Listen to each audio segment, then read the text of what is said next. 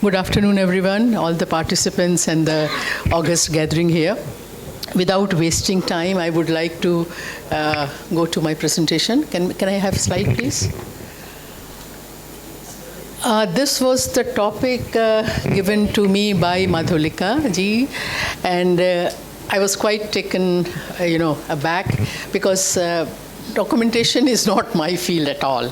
What I'm going to do is that just to project some of my work and nature of the sites of Banaras and its peripheral area, and then put questions to you people. What do we do with it and how we document and how, the entire nature of the site comes up. So next, please. Early historic sites and documentation. Changing paradigms in archaeology has resulted in bringing to light a number of categories of early historic settlements. I say this because when I went through the documents you sent to me, I think there were a number of sites which have come to light in recent years do not actually get a place there, because the listed sites only say all these important sites, like as she was talking, Sarnath, Hastinapur, and also some of the things very lightly touch, because heritage site does not include all kinds of monument sites which now we are getting. And to me, these group of sites are very, very important for the reconstruction of history. That is the category which I would like to place before you. Individually and collectively, these provide holistic picture of our past. For instance, as she said, if there is a city site, take for instance Varanasi. Any city has lots of satellite settlements. These are rural village settlements catering to the need of cities. I will be just showing you a couple of slides after that.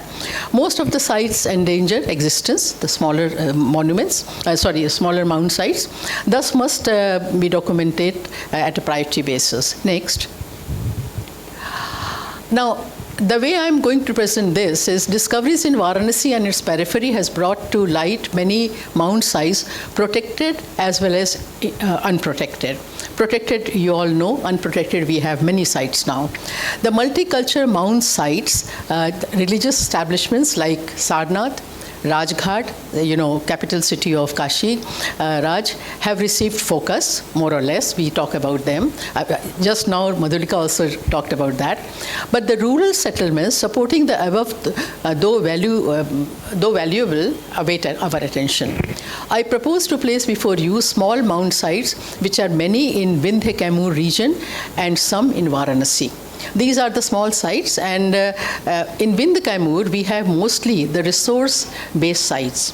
And in Varanasi was basically consumer settlement, as I put it, so that you have cities, you have some of the crafts villages which were fed from Kaimur Vindhya ranges for stone, for iron, smelted iron and all that. The nature and problems of documentation of these are presented with the help of just a few, case studies, because I won't be able to give you the full thing and there is no need. Next. The categories of site in Varanasi and Vindhya Kaimur region, as I could see, I'm open to modification. The following categories represent early historic sites of Uttar Pradesh. Now, the kind of sites now we get in Uttar Pradesh also represent almost the entire Ganga Valley, because you will get some at some places, some other places, but we have a good list of sites now here. Open air specialized activity localities, I have named it, but you are free to change it. These are query sites of Chunar. Then we have rock shelters. Rock shelter sites, have not, appeared very well in your list. And these are very important in this area. I'm not only talking about only prehistoric sites, but now we have in this area very important sites where we have epigraphs, which are very, very important. So rock shelters, then we have rock cut sculptures. We have a couple of sites here. Then rock engraved sites, which contain epigraphs. Edic sites are here. We have Sahasram, Ratanpurva, Aurora. And then we have small epigraphs in some of the rock shelters with the name of sculptors, with the name of Vastukaras, which are very, very important because this group is not known in historical documentation, early historical documentation very well. Then we have rural settlements, craft villages, resort sites, as I name them. Then city sites we know, Rajghat, I will not touch upon that. Pilgrimage sites, Sarnath and Mundeshwari. Mundeshwari I will talk about because it has a diverse kind of nature where we have documented some of these. There are 360 epigraphs there. And then we have temple, your monument site, and we have rock shelters all around. So that is a very beautiful religious landscape. Next. Now, the first case study I talk about is open air specialized activity area, that is quarry sites of Chunar, one of my favorite discoveries. Next. Now, sandstone deposits of Vindhya formation has been exploited throughout the historical period for sculptures and buildings. This is well attested now. I don't have to elaborate this. Hills near Chunar township are littered with remains of ancient quarries. How we have identified, I will just be mentioning that. Small hillocks like the ones near Bhuli village also has been utilized at quarry site, but these are of the very small scale. So Chunar has been taken from near the Chunar township as the case study area in this case. Next. This is a view of modern quarry because even now all the lithic requirement of the Ganga plain, especially middle Ganga plain, is met from Chunar. And now the mode of transportation is, they take out patiyas and then they transport it by automobiles. Next. So this is just a view that, patiyas are loaded on the trucks and then they are taken to all the places, Varanasi, Mirzapur, everywhere. And Mirzapur has some of the formations. Next. Identification of ancient quarries has a brief history. It was brought to light by Professor P.C. Pant and myself in 1990. We had gone up the hills to, discover megaliths. And there, very, very jovially, Professor Pant said that, let me take you to Ashokan pillar quarry site. And we saw lots of, cylindrical blocks scattered all over. And then I got interested personally, not Professor Pant so much. And then we found that, the entire area is, full of blocks of stones and quarrying of rock beds. So this is how we could identify that. Then Bhuli was another site which was actually discovered earlier by Cunningham. And then we also went there and we found that this was also a small hillock which was quarried, as well as near it was a crafts village of the carvers. And the epigraphs are very, very beautiful at this site. I will be talking about it later. Next. Now, coming back to Chunar, this is a view of the quarry. Because, some time back, if you see you go on the top of the hill, you will be going to Chunar, but I think to the fort area. This is just in front, all this, flat hilly top is in the front of the other side of the Chunar township.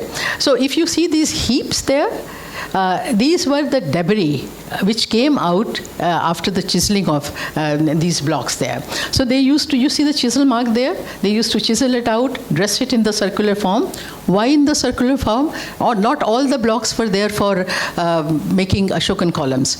They were rolled down the hills. This was a mode of transportation because automobiles were not there. This is a very early period. Next. Now, we did a kind of very thorough recording of the entire Chunar hill. And about 10 kilometers area was recorded by our draftsmen. And then after this kind of recording, you see those blotches there? They were dig out formation. You see the dots there? These were the blocks. And then as a result of this, next, we got ancient quarries identified, 452. How we identified? We got epigraphs there. There was no other way to kind of, dig or date these, but for epigraphs, because some of these were having scattered around, the blocks were inscribed, which was very, very important for us. Then cylindrical blocks, 1128, which we counted after the survey. After that, we got some more evidence. But it keeps, even if you go, you will add to this data. But this is a basic which has been published in our report. Inscribed blocks, 112. Count marks, because every query, the large one particularly, they had dotted lines across with the cross. These were count marks that how many blocks have been taken out of the query. This is a very important evidence. In the report, we had just recorded all this, but when I sat with my data, all the reported data during COVID period, I thought that much more can be talked about this kind of evidence, and I started writing books, on just kind of, interpreting this kind of data. Next. Now, just to show you that after querying, these blocks were being rolled down, and they were rolled down up to the, hill base. You can see lots of them lying there, and then up to the river Ganga. This was the basic mode of transportation of these blocks, and from Ganga they were navigated up, downstream, upstream, and I took as Banaras, Varanasi, Sarnath as the main consumer of ancient period of Chunar blocks. So, my next target was to find out where these were chiseled and where these blocks were used. So obviously Sarnath was the main consumer. So we started surveying Sarnath, around Sarnath to find out carving centers. I went through the reports and I found that, in any of the report, basic formation of chiseling debris is not mentioned. You go through all these archaeological survey reports, and then I thought that Sarnath was not the entire establishment of Sarnath was not the area where they were carved, but somewhere in the vicinity. And since it was on the navigation route, on the basis of my ethnographic study, I kind of, could imagine that one of the routes should be having these workshops. And that was not Varuna, but a small tributary Nala, Rajapur, which comes from Ganga. It joins Ganga, but it comes from the Sarangnath, at the back of the Sarnath. So from there, this stream comes out and then goes up to Ganga. And on the banks of that, we have lots of, small mounds, which were workshops of this carving. Next. Now, before kind of, transportation, these blocks were inscribed. And we have inscriptions of, dating from modern period up to medieval period, up to, Nagari scripts are also there, earlier forms.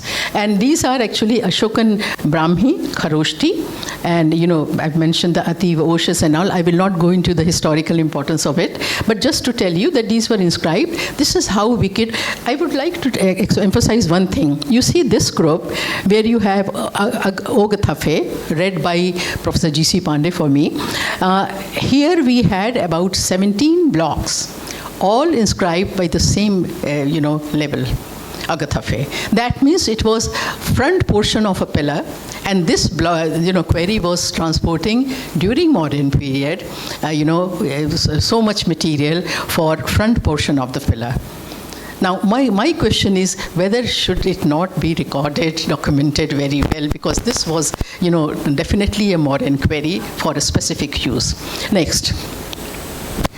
Now, located upstream of Varanasi, which is Chunar, fine quality sandstone Vindhya formation was available here, and has served as main lithic resource in the modern times as well as the ancient times. Here is the Chunar Hills, and then this is the full thing, and it reaches up to Varanasi there. Next.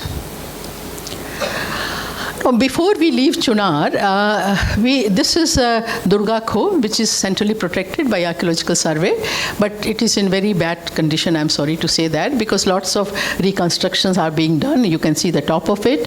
And then here you can see the full cave has been inscribed and as well as engraved. Here if you see the boat, We can't date it because there is no epigraph, but you can see the, cylindrical blocks loaded on the boat, which suggests that, it is depicting ancient system of transportation. Because Patia system or the flat, blocks, they started from the medieval times when you have these monuments made of bricks and encased by, during Muslim period. Next. Now, it was possible to identify quarries exploited in different periods. We have modern period epigraphs, we have Kushan period epigraphs, we have Gupta period epigraphs, and medieval period. And the question is how this area is to be documented for proposed data bank. I mean, Madhulika will know and explain Chakota program for that, but my submission is that it has to be documented in a way that, these specific queries, and you will get the data, you can identify, we have numbered all the queries.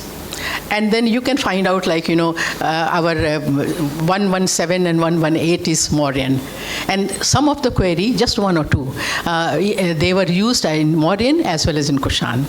Now, the beauty of Chunar Hill Formation is that it has good material right at the top. So you take out material, then you have to leave it and go to the other. So it is not that you are destroying, from top to bottom, the earlier kind of, querying operation. Then should it go as Chunar query area as one site, or queries of each period be marked as a site? Madhikala, this question is yours, for you. Then the queried blocks, especially with epigraphs in Kharoshti and Brahmi, may also need special mention, and they should be protected. And I'm very pained to say that, I did personal efforts, and I wanted at least these blocks, which are, which have Kharoshti and Brahmi scripts, to be transported to Sarnath. Because I'm sure it has direct relationship. I will be talking, with Sarnath. No, I'm not saying that these were just were to be sent to Sarnath only. Because I have also made maps where I have shown that, all the blocks were transported to different parts, and it could go to Bihar sites also. But these blocks have to be picked up from there. It's very easy. Just load on the tractor and bring it to Sarnath Museum, put it there, it will be safe. Otherwise, all will go as a gitti material. Next. The second is pilgrim site of Mundeshwari. I'm just talking about this because not much talked about site. Next, please. Now, this is the first documentation or recording of Mundeshwari, where Daniel went up the hill and he kind of, made a painting, and Bukhanan did not go up. And just to show you the location of Mundeshwari, it is near Jamunia. Latia is there. Across is Bhitri. Then, you have Sarnath, Varanasi. So that is the location. And next. This is the reconstructed version of Mundeshwari temple, and the present deity of Mundeshwari there, which is at the side of the wall. In center you have Shivalinga. Next. Some of the sculptures there, so it will all go into the antiquities recording. You have inscription, which meant this is in Calcutta Museum, Indian Museum, and then you are at the pedestal. You have mention of Mundeshwari as deity here. Then Mundeshwari temple has been constructed and reconstructed a number of times, and I know you are very good with monuments, and you are also very well aware with the kind of reconstructions, renovations in the building material. So that is not my worry. Next. Some of the sculptures on the way, on the premises, they are there with little epigraphs. This is one of the Ganesha. Next.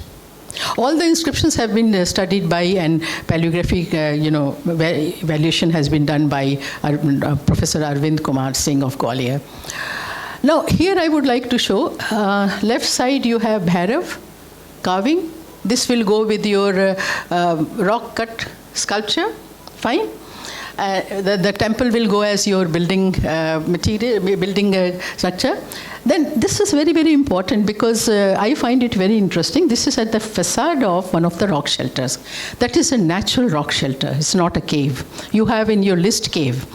Now here, this is a small copy of what we have in the temple because we have such sculpture, the large scale, in the temple area.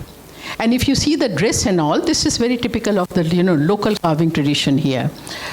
So this is another important evidence, according to me, with the, in point of making sculptures, kind of producing sculptures. Next. Now, there are a number of rock shelters around the temple area, and it is the same hilltop, which are full of inscriptions. I'm just showing you two. We have Shankalipi, lots of them, and then you can see some, comparatively earlier inscription. I'm not going to talk about that because we have done the report in detail. Next. Then we have some of the, sculptures where, some of the inscriptions, where we find a name of, this is Hira Sutradhar. So name of the Sutradhar, the Vastukar, and we also have name of the Shilpkar. For Shilpkar, they write Shilakut. And interestingly, there are two people who were working together, according to me, because at two places their names occur with their suffix, in the temple area and also in the shelter area. So one can identify that, these guys were living together, resting in a shelter, and they were, working at the temple. And these are 6th, 7th century, by the way. This was the prime period when the temple was being constructed. Next. Another, I'm sorry, the Hindi version has gone that. Shilakutta Chandra Pranamati. They are all offering their salute to the temple. So such evidence are so rare that this have to be documented. It's not only have to be documented, but we all need it. I mean, especially the people who are working in sculptures and, talking about the artisans. Next. So documentation of temple would obviously follow the laid down norms by you all.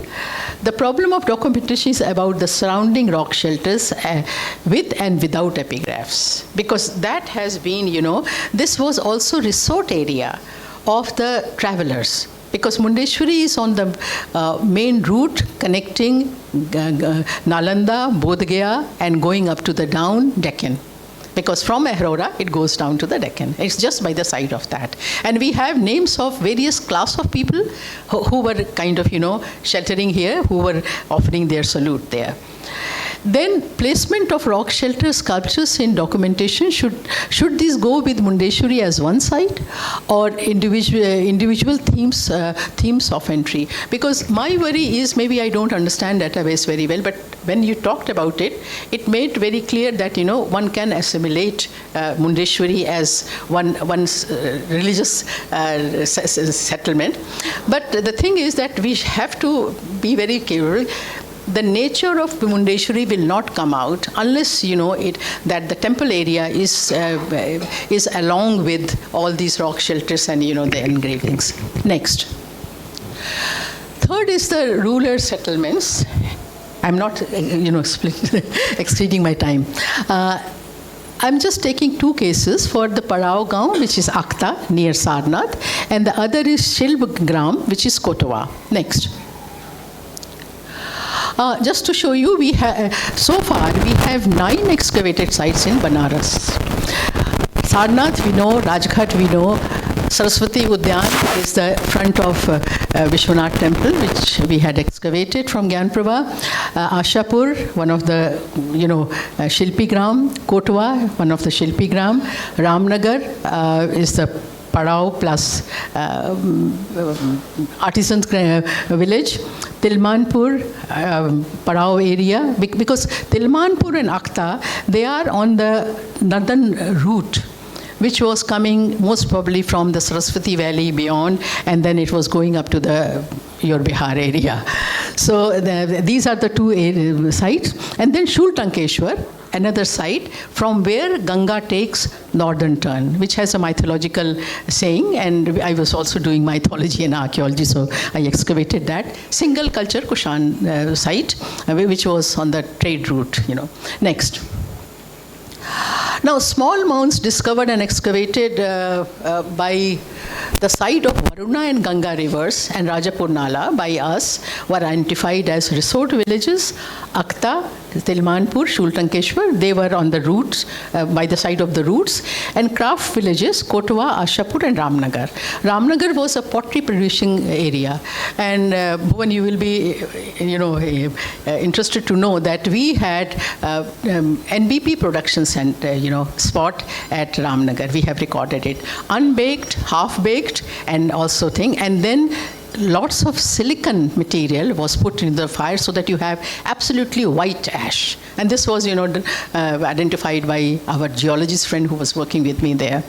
So I will not be talking about that, but then Kotwa, and I have picked up Kotwa and Akhta. Next. Now, Akhta is on the Varuna Valley near Pahadia, very near to this, and Kotwa is on the Rajapur Nala, which from Ganga goes and joins Sarnath, SS pools, around Sarnath. And Kotwa is, you can see it's marked there. So these two sites I will be talking about. Next. Just a sequence of Akhta. Akhta, when I excavated, I thought it is a satellite settlement of Sarnath. But once we got the dates, it is one of the earliest settlement of Varanasi. 1800 to 1200 BC are the seed 14 dates for Akhta, first period. And here, right from the beginning, iron is being used.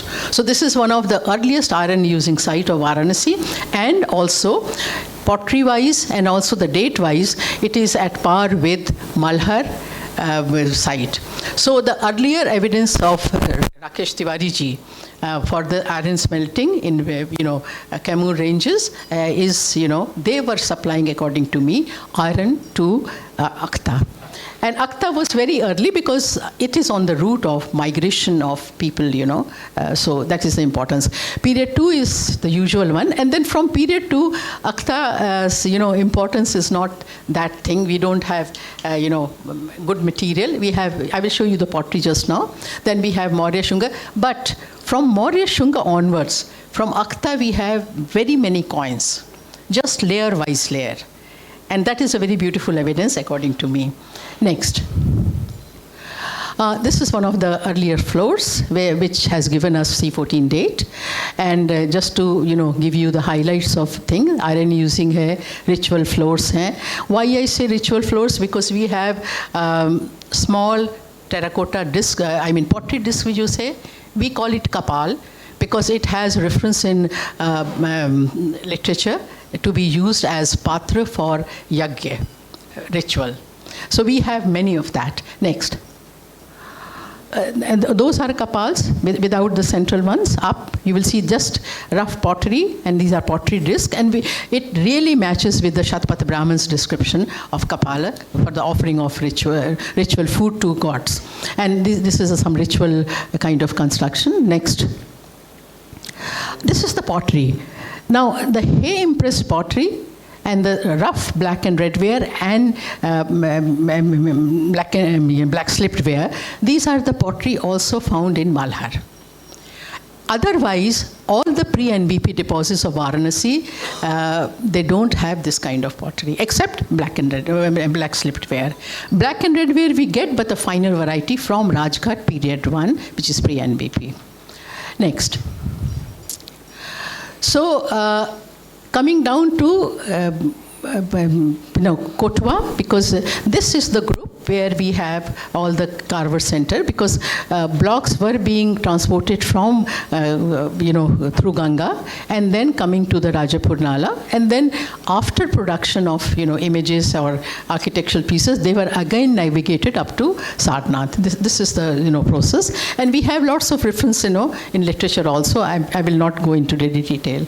Next. Just a view of the mound at Kotwa, very small mound as you can see, and we have period identified on the basis of ceramic. Also, lots of debris of chiseling. We have chiseling, material difference. We have some of the broken pieces, resemblance with Sarnath Museum's collection.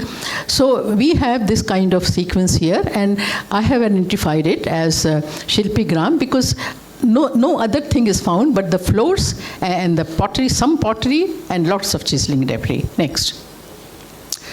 These are the two floors, Kushan floor. Kushan was the time, you all are aware, that Varanasi started making sculptures. For the first time, workshops were formed in Varanasi. Before that, Ashokan period was, they will go to the site. It was all custom-made installations, so there was no concept of workshop at that point. And here you can see that special, efforts were being made to have a proper floor, then chiseling, and chiseling debris will always be resting, against the floors. So that is a kind of, site here. This is a medieval interior. On the top of it, you can see the surface, and then, you have so many chiseling material. You see the blank there. It was a long block, half broken block of Chunar sandstone. So this is one of the sites which I identify as Shilpi Gram, and it has, full background. It really supports the sculpture, the schooled sculpture making tradition of Sarnath. So I don't have to say, Madhulika, this has to be documented very well. Next. So in the form of small monuments, these sites are craft or resort villages. Their nature is revealed in the material remains. Now, here I would like to say what you identify as, artifacts which have to be, kind of documented. We have to be a bit discreet here, because here the main artifact collection is debris. From there, one has to pick out. I have not brought the slice, but the broken pieces, because you will not have a finished sculpture piece. Chisel tester, these kinds of things are as important at this size as you have, your Buddha images at Sarnath. So then we have restricted amount of antiquities, artifacts associated with these sites. That is another aspect. Documentation of chiseling debris with marks are also required, as I told you just now. Next. Now, I will not go into the details, but the common features, because I see lots of interest and trend in Harappan nowadays, Harappan sites, because also in your list you have mention of Lothal and all, but Ganga Valley sites, most of the sites, they are multicultural. As you were saying that, it has to come out very distinctively whenever we do analysis, whenever we see. So some of the common features, most of the sites of UP, Ganga Plain, they are multicultural. Even the smaller one, if you see Kotwa, you have, 2 or 3, 4 distinct cultural level. So that has to be properly seen. Then some of the sites like Sarnath, Rajghat, they have been excavated more than once and with certain interval. So maybe some of the nomenclature have changed, some of the recording systems have changed, I would say. Then you have clusters of structures and monuments of different periods, as Sarnath is a good example. We have to be careful how we do it. And then rich in antiquities, all these, multicultural sites, pilgrims and city. Icons and carvings are there, pottery, coins, seals, sealings, and, they're full of lots of antiquities. Whereas the smaller mounds, they are not of that kind. They are just very limited in antiquities, but very significant. Next. Thank you so much.